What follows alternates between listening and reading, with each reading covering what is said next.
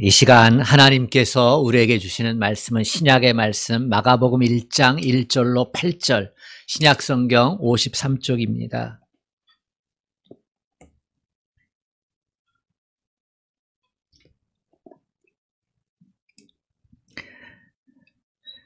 하나님의 말씀을 우리 같이 교독하겠습니다. 하나님의 아들 예수 그리스도의 복음의 시작이라.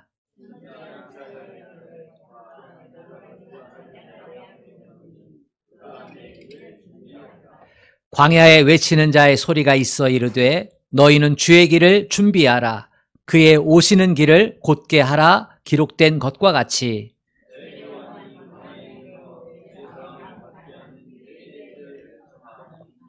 온 유대 지방과 예루살렘 사람이 다 나아가 자기 죄를 자복하고 요단강에서 그에게 세례를 받더라.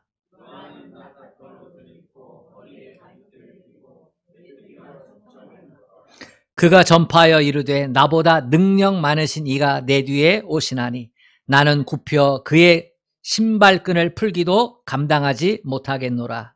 나는 너희에게 물로 세례를 베풀었거니와 그는 너희에게 성령으로 세례를 베푸시리라. 아멘. 이 추위에도 오셨어요. 네, 우리 옆 사람하고 인사합시다. 이 추위에도 오셨군요. 한 번 더 인사합시다. 더 큰 은혜 받으시길 바랍니다. 네, 그래요. 주님만 사랑하면 아멘 합시다. 아멘. 성탄절이 한 주 앞으로 다가왔습니다. 다시 오실 주님을 기다리며 예수님의 성육신하신 성탄을 축하하는 시간인데요. 어떠한 모습으로 이 성탄을 준비할까? 다시 오실 주님을 기다릴까? 여기엔 뭔가 준비가 있어야 되지 않겠어요? 그래서 오늘 세례 요한의 모습을 살펴보기를 원합니다. 마가복음 1장은 이렇게 시작해요. 하나님의 아들 예수 그리스도의 복음의 시작이라. 예수 그리스도가 복음이라는 거죠. 이 얘기를 하고 나서 그리고 나서 세례 요한을 등장을 시킵니다. 세례 요한은 2절에 언급된 대로 이사야가 예언한 대로 이 땅에 오신 예수님을 맞이하기 위해서 광야에 나가서 소리를 외쳤습니다. 이 말은 광야에 나가서 예수님이 오실 길을 예비했다는 것입니다. 과연 우리는 어떤 모습으로 우리 주님을 맞이해야 되겠습니까? 세례 요한은 제사장 사가랴의 아들입니다. 아버지가 제사장이라는 말은 요한도 제사장이 된다는 것이지요. 제사장은 세습이었습니다. 아론에게서 시작되어진 이 제사장이요, 그의 자녀로 수천 년을 이어온 겁니다. 모든 사람이 존경하는 자리고요, 인정해주는 자리죠. 그냥 가만히 있으면 제사장이 될 수 있습니다. 그런데 이 요한이 그 자리를 내려놓고 어디로 갔습니까? 광야로 갔습니다. 요한은 왜 광야에 나갔을까? 예수 그리스도 복음의 시작이라는 선언을 하고 왜 세례 요한의 얘기를 할까? 4절에 보면 세례 요한이 광야에 이르러 죄 사함을 받게 하는 회개 세례를 전파하니. 성경은 요한이 광야로 나갔다고 합니다. 광야는 외롭고 거친 환경입니다. 편히 누워 있을 곳도 없고 편안히 쉴 것도 없고 맛있는 음식도 없습니다. 또 정보도 없어요. 소식도 없어요. 텔레비전이 있습니까? 신문이 있습니까? 전화가 있습니까? 어떠한 편의시설도 없습니다. 세례 요한은 광야에 나가서 낙타 털옷을 입고 허리에 가죽띠를 띠고 메뚜기와 석청을 먹으며 지냈습니다. 자연식을 한 것인데요, 최소한의 것으로 살았다고 볼 수 있습니다. 요즘 미니멀 라이프 이런 말 있잖아요. 저는 세례 요한이 미니멀 라이프의 원조라고 생각합니다. 정말로 최소한의 것으로 삶을 영위했습니다. 일반 사람들이 찾는 곳이 어디입니까? 편한 곳, 안전한 곳, 화려한 곳, 맛이 있는 것이 있는 곳, 이런 것들을 주로 찾습니다. 그런데 세례 요한은 거꾸로 모든 것을 다 내려놓고 아무도 가지 않는 광야를 찾아갔습니다. 그 이유가 무엇일까? 왜 요한은 광야로 갔을까? 딱 한 가지 이유가 있습니다. 메시아 때문입니다. 주님께서 이 땅에 오실 때 어떤 모습으로 오실까? 어떤 능력을 가지고 오실까? 무슨 모습을 보여주실까? 그 결과가 어떻게 나타날까? 메시아가 오실 때 우리는 무엇을 준비해야 할까? 이 모든 질문에 집중하기 위해서입니다. 이사야 선지자는 하나님께서 메시아를 이 땅에 보내실 때 메시아보다 먼저 사자를 보내겠다, 이렇게 이사야를 통해서 예언의 말씀을 주셨는데요. 이 요한이 하나님의 말씀을 접하면서 이 땅에 메시아가 와야겠구나 라는 생각을 갖게 됩니다. 그리고 그것을 준비할 하나님의 사자가 있구나라고 하는 것을 깨닫게 됩니다. 근데 그게 자꾸만 자기인 거예요. 견딜 수 없는 거지요. 그래서 요한은 광야로 나갔습니다. 거기서 뭐 했어요? 말씀을 본 거죠. 지금이 하나님께서 메시아를 보낼 때가 아닐까? 이 암울한 시대에 모든 사람이 절망하고 있는 이때가 바로 메시아가 올 때가 아닐까? 그런데 이 메시아가 온다는 것을 기다리고는 있는데 어떻게 기다려야 될지 몰라. 근데 요한은 말씀을 보면서 그것을 알려주는 게 자기의 사명으로 깨닫게 된 거예요. 하나님이 물론 그렇게 하셨지요. 요한은 그것을 인정한 거예요. 받아들인 거예요. 그래서 하나님 말씀을 들을 수 있는 자리, 메시아를 기다릴 수 있는 자리를 찾는 게, 보니까 자기가 제사장 되는 그곳에는 그게 될 수가 없어요. 그래서 어디를 간 거예요? 아무도 없는 곳, 하나님께 집중할 수 있는 곳, 말씀에 집중할 수 있는 곳, 하나님이 볼 수 있는 곳, 광야로 나간 거예요. 거기서 하나님의 말씀을 읽고 묵상하고 기도하고, 그러면서 메시아의 예언에 대한 것들을 다 찾아보면서 깨닫게 되는 거죠. 정말 오시는구나. 정말 오시는구나. 그래서 요한은 거친 광야에서 홀로 말씀과 씨름합니다. 기도와 씨름합니다. 그리고 답을 얻습니다. 요한은 메시아를 맞이할 준비를 하기 위해 필요한 것이 뭘까? 그건 마음이구나. 회개가 되어진 마음. 이게 필요한 것이구나 깨닫게 됩니다. 그래서 어떻게 했습니까? 사람들에게 회개를 요구합니다. 너희가 진정 메시아를 기다리느냐? 그렇다면 회개하라. 하나님이 보내시는 구원자를 기다리는가? 그렇다면 회개하라. 이 외침에 능력이 있었습니다. 이 세례 요한의 외침을 들은 사람이 가슴이 쿵쾅거리는 거예요. 맞구나. 메시아를 내가 기다린다면 그러면 마음이 준비돼야겠구나. 회개해야겠구나. 그래서 세례 요한이 너 회개했어? 나 회개했어. 그러면 물세례 받아. 그렇게 해서요, 하나님 중심의 삶으로 바뀝니다. 그 사람이 나가서 세례 요한에 대한 이야기를 하겠죠.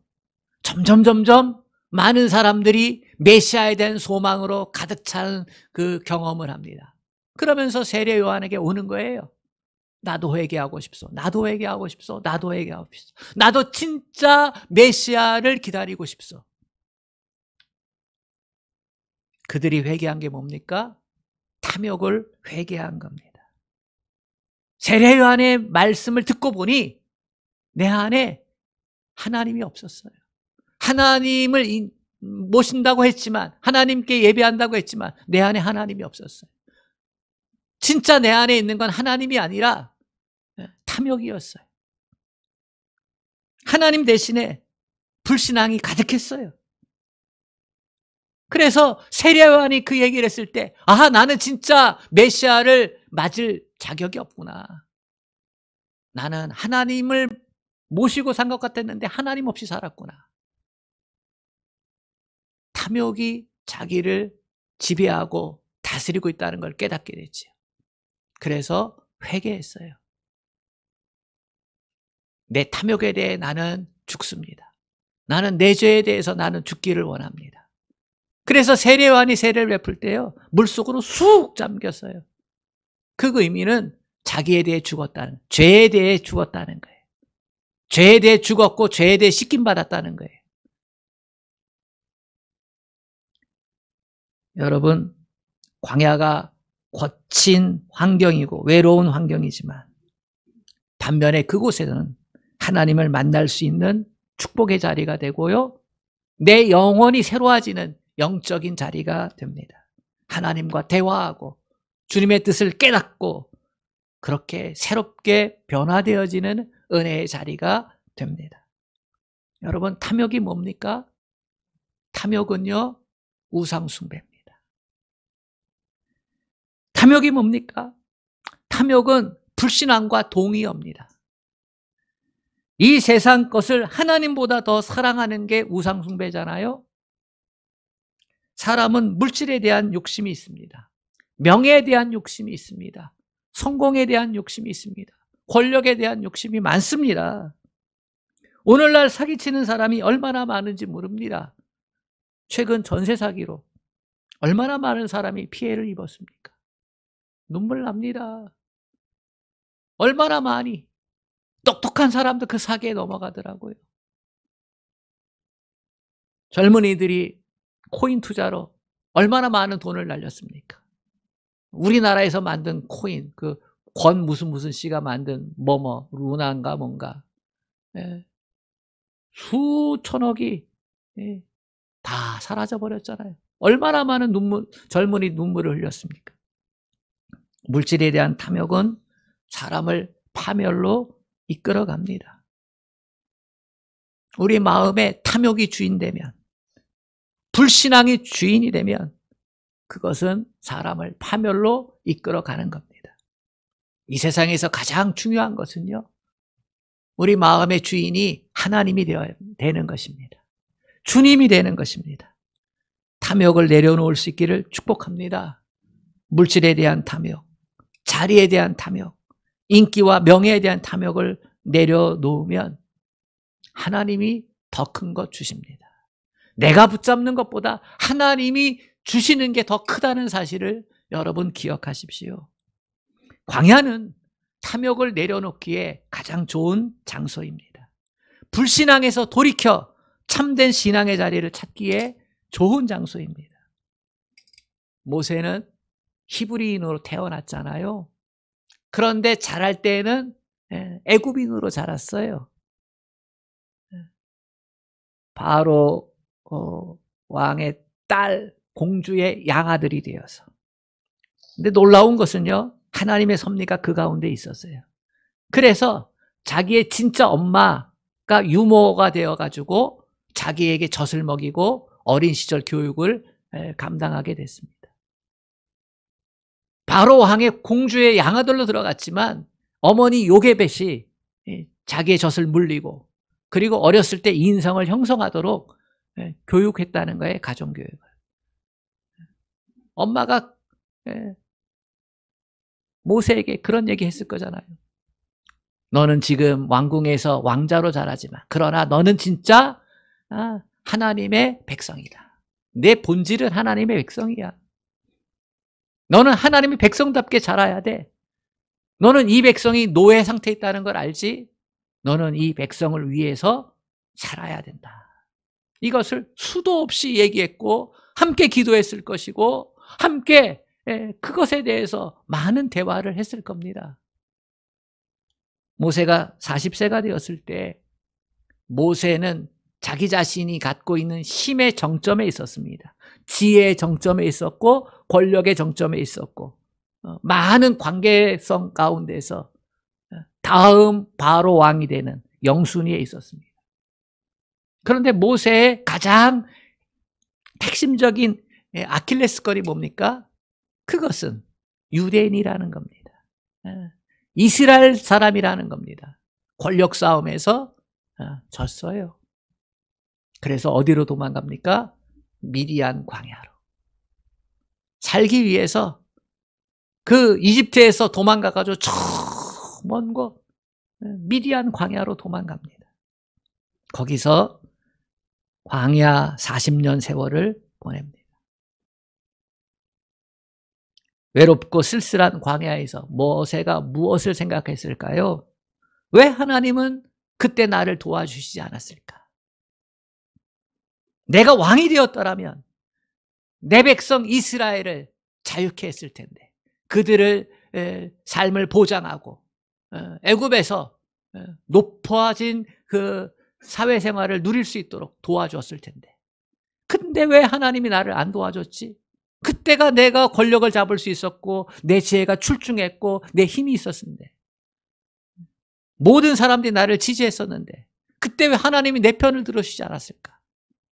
원망과 낙심 가운데 40년을 보냈어요.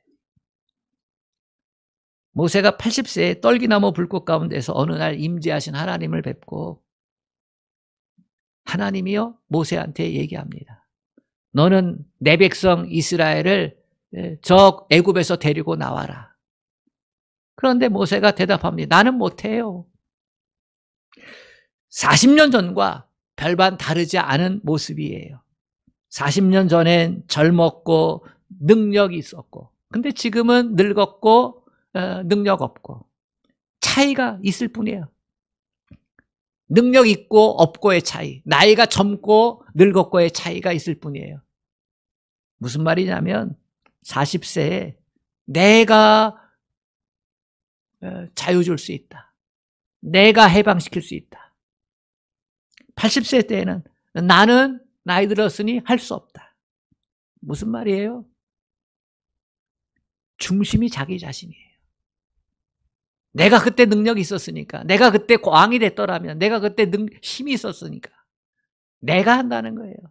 지금은 내 모습을 보면 나는 없어. 난 할 수 없어. 난 지혜도 없고 능력도 없고 권세도 없어. 역시 나예요. 광야에서 찾아오신 하나님이 말씀합니다. 너는 순종만 해. 너는 순종만 하라는 거예요. 내가 할 거라는 거예요. 하나님이 할 거라는 거예요. 너는 순종만 해. 모세는요, 광야에서 결론을 얻어요. 자기 중심에서 하나님 중심으로 변한 거예요. 그래서 지팡이 하나 들고 어떻게 해요? 바로왕 앞에 가는 거예요. 여러분, 예수님은 공생의 사역 전에 어디 계셨습니까? 광야에 계셨습니다. 뭐 하셨습니까? 40일 동안 금식했습니다. 하나님께 기도했습니다. 예수님도 광야의 삶을 통해서요, 내가 메시아로서 어떠한 모습을 보여줘야 될까, 이거를 깨닫게 된 거예요. 사탄 마귀가 시험하잖아요. 이 세상이 원하는 왕은요, 배불르게 만들어주는 왕이에요. 이 세상이 원하는 왕은요, 초인적인 능력을 가진 왕이에요. 이 세상이 원하는 왕은요, 만왕의 권세를 가진 왕이에요. 제국의 왕이지요. 근데 예수님은요, 어떻게 했어요? 말씀으로 다 하나하나 거절하셨어요. 너는 나를 시험에 빠지게 하는 자로구나. 사탄 마귀야, 나를 떠나가라 하시면서요. 그러면서 뭘 확정하셨어요? 메시아는 재물이라는 거예요. 대속 재물이라는 거예요. 메시아는 죽어야 된다는 거예요. 인류를 구원하기 위해서는 죽어야 된다는 거예요. 그 길을 확정하셨어요. 어디에서요? 광야에서. 하나님 중심으로, 아버지의 뜻의 중심으로. 어디서 확정했어요? 광야에서. 여러분, 때때로 우리는 광야에 나가서 살아계신 하나님을 만나야 합니다. 탐욕에 사로잡혀 불신앙 가운데 있을 때 광야로 나가야 됩니다. 절망과 고통의 때에 광야로 나가야 합니다. 배신당했을 때, 버림받았을 때에 우리는 광야로 나가야 됩니다. 하나님의 도움이 간절히 필요할 때, 내가 실패해서 아무도 날 도와줄이 없을 때에, 깊은 절망에 빠졌을 때, 바로 그때가 광야로 나가서 하나님을 만나야 할 때입니다.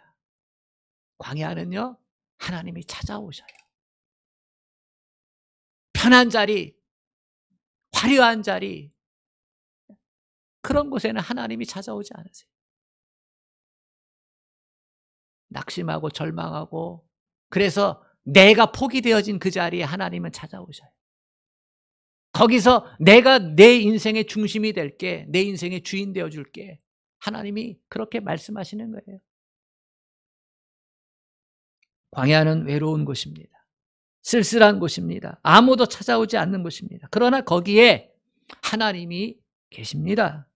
거기서 우리를 기다리고 계시고, 거기서 우리를 맞아주시고, 우리를 품어주시고, 우리를 용서해 주시고, 우리를 치료해 주시고, 우리를 회복시켜 주십니다. 우리에게 넘치는 은혜를 베풀어 주십니다. 왜 복음의 시작에 대한 소식이 광야에서 들려야만 합니까? 그것은 우리 마음이 회개케 하기 위함입니다. 내 중심에서 하나님 중심으로, 내 중심에서 하나님 중심으로 우리의 마음이 회개케 되어지는 곳에 주님이 오실 자리가 예비되었다는 사실 기억하실 수 있기를 축복합니다. 요한은 광야에서 주의 길을 예비를 하면서요, 우리에게 오시는 그 메시아는 능력이 많으신 분이시다, 이렇게 소개했습니다. 7절 말씀 같이 읽어보겠습니다. 시작. 그가 전파하여 이르되 나보다 능력 많으신 이가 내 귀에 오시나니 나는 굽혀 그의 신발끈을 풀기도 감당하지 못하겠노라. 요한이 회개하라는 메시지와 함께 물세례를 주었을 때요, 전국 각지에서 수많은 사람이 몰려들었습니다. 아마 그 이스라엘 내가 아닌 디아스포라들 가운데서도 명절에 예루살렘에 올라왔다가 세례 요한의 이야기를 듣고 광야로 몰려들었을 겁니다. 메시아를 기대했던 사람들은요, 다 광야로 몰려들었습니다. 이 세례 요한은요, 희망의 아이콘이에요. 영적 지도자가 된 겁니다. 영적 지도자가 저 예루살렘 성전에 있는 게 아니라 광야에 있었습니다. 얼마나 많은 사람들이 모여들었고, 내가 세례 요한을 따르겠다, 제자가 되기로 작정한 사람들이 얼마나 많았는지 모릅니다. 그런데 이 요한이 뭐라고 말합니까? 나보다 능력 많으신 이가 내 뒤에 오신다 그랬습니다. 지극히 위대한 분이 오신다고 선포했습니다. 우리 예수님은 능력이 많으신 분입니다. 병든 자를 고치시고, 죽은 자를 살리시고, 바다의 풍랑을 잠잠케 하시고, 오병이의 기적을 행하시고, 놀라운 은혜를 베풀어 주시는 능력의 주님이십니다. 마태복음 4장 23절에 예수님이 행하신 모습이 기록되어 있습니다. 온 갈릴리에 두루 다니사 회당에서 가르치시며 천국 복음을 전파하시며 백성 중에 모든 병과 모든 약한 것을 고치시나니. 사도행전 10장 38절에 하나님이 나사렛 예수에게 성령과 능력을 기름 붓듯 하셨음에 그가 두루 다니시며 선한 일을 행하시고 마귀에게 눌린 모든 사람을 고치셨으니 이는 하나님이 함께 하셨습니다. 하나님이 함께 하셔서 놀라운 능력을 행하셨다는 것입니다. 그렇습니다. 우리 주님은 능력의 주님이십니다. 무엇보다도 우리의 구원을 이루어 주셨습니다. 십자가에서 우리 주님이 하신 말씀을 기억하십시오. 다 이루었다. 우리가 구원받기 위한 모든 것을 다 이루셨다는 거예요. 인생이 구원받기에 필요한 모든 것을 주님이 다 해놓으셨다는 거예요. 그걸 우리가 몰라서 그렇지. 우리가 안 믿어서 그렇지. 그걸 우리가 온전히 붙잡지 못해서 그렇지. 주님이 우리 구원에 필요한 모든 것을 다 이루어 놓으신 줄로 믿습니다. 그래서 우리를 죄의 절망과 죽음의 권세에서 구원해 주셨습니다. 예수님을 믿기만 하면, 그 복음의 능력을 의지하기만 하면 우리는 주님의 그 능력을 힘입어 하나님의 백성답게, 하나님의 자녀답게 인생을 살아가게 되는 줄로 믿습니다. 여러분, 예수님을 믿고 구원의 은혜를 체험할 수 있기를 축복합니다. 사람은 변해요. 이 세상도 변해요. 사람은 아침 조석으로 변해요. 이 세상도요, 얼마나 빨리 변하는지 몰라요. 2023년에 이 세상은요, 엄청나게 변하고 있어요. 예전에는요, 그 변하는 게요, 이 1000년 단위로 아니면 100년 단위로 그렇게 변했어요. 그런데 지금은 몇 개월 단위, 아니 며칠 단위로 바뀐대요. 지난 100년간의 변화가 이제 1년이면 그 변화가 다 되어지는 거예요. 지난 500년의 변화가요, 지금은요, 아주 짧은 기간 동안에 그 변화를 다 이루어지게 한대요. 그만큼 변하는 거예요. 제 얘기가 아니라 저 박사들이 하는 얘기예요. 변하는 사람, 변하는 세상을 믿고 따라가지 마십시오. 예수님을 믿고 의지하고 따라갈 수 있기를 축복합니다. 사람의 줄 서고 사람 따라다니다가 오히려 상처받고 낙심할 때가 얼마나 많이 있습니까? 사람은 완전하지 않습니다. 자기 형편에 따라 변하는 게 사람입니다. 저도 믿지 마세요. 여러분, 저도 변합니다. 물론 조금 덜 변하지만 그러나 변해요. 사람은 믿을 게 아닙니다. 오직 하나님만 믿으십시오. 아멘. 자기의 유익에 따라 사람은 변하고 세상도 자기의 유익에 따라 변하는 겁니다. 얼마나 여반장이 많습니까?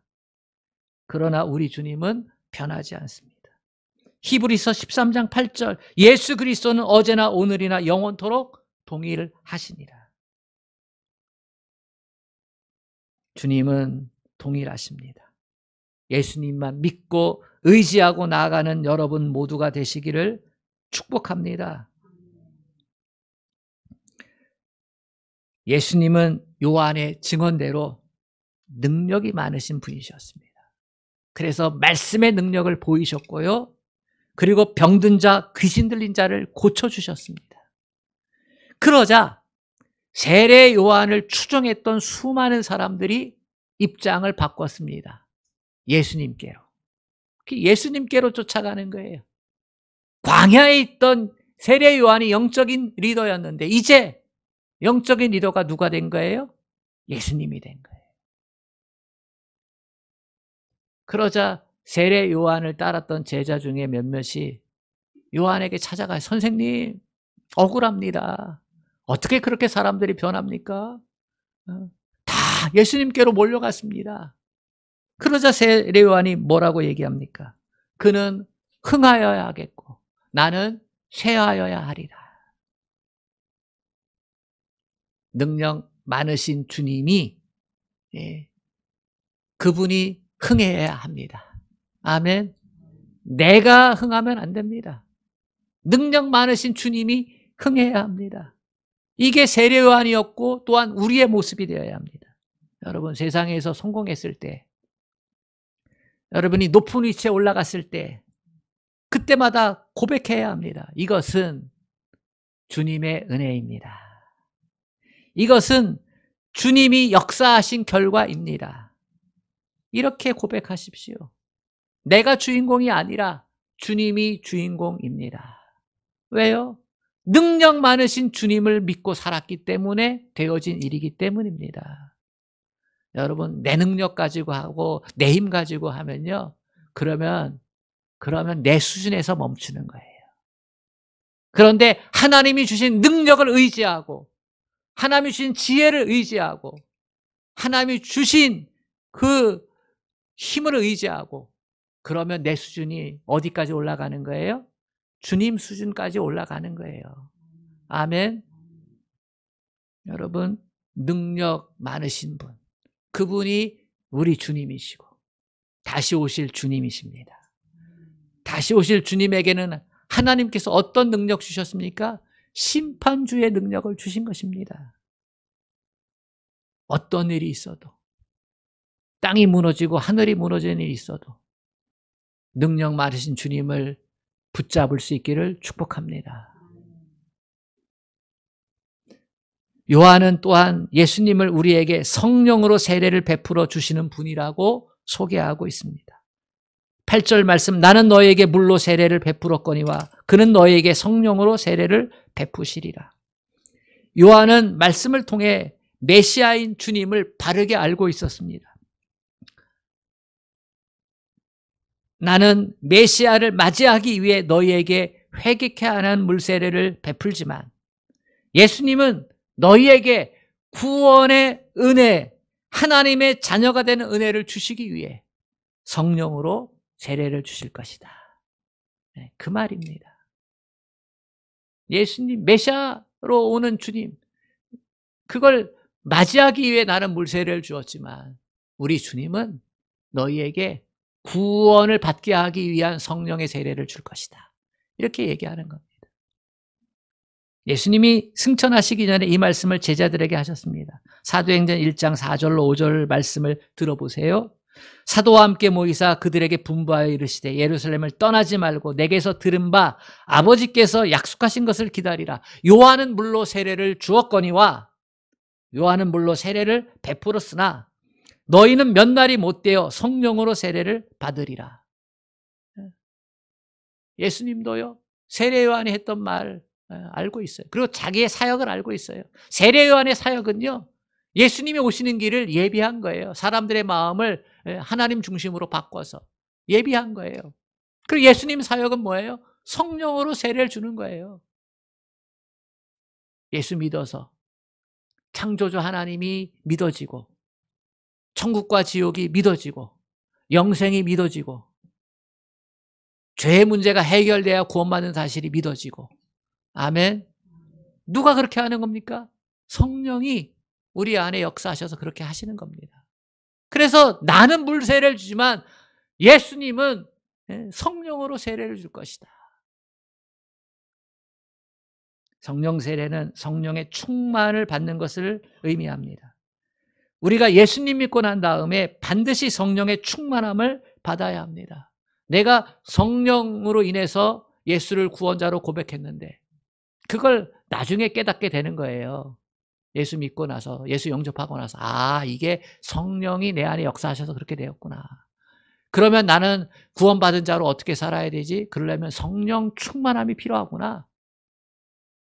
이걸 알게 되는 거예요. 마치 우리가 목마르면 물을 찾듯이, 배고프면 먹을 것을 찾듯이, 추우면 따뜻한 이 온도가 있는 빛을 찾듯이, 마치 식물이 태양을 향해서 이렇게 머리를 향하고 자라듯이 성령이 역사하면 우리가 그렇게 예수님 중심으로, 하나님 말씀 중심으로 저 천국의 소망을 가진 자로서의 모습을 가지고 그렇게 살아가게 되는 거예요.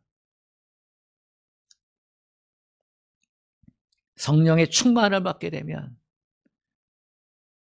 말씀대로 순종할 수 있는 힘을 얻게 되고 세상이 아무리 무섭게 달려들어도 그것을 극복할 수 있는 능력을 갖게 되고 복음의 증인으로 쓰임받게 되는 줄로 믿습니다. 그래서 사도행전 1장 8절에 오직 성령이 너희에게 임하시면 너희가 권능을 받고 예루살렘과 온 유대와 사마리아 땅 끝까지 이르러 내 증인이 되리라. 이렇게 말씀하신 거예요. 신앙생활에 있어서 모든 문제 해결의 비결이 여러분 성령 충만에 있습니다.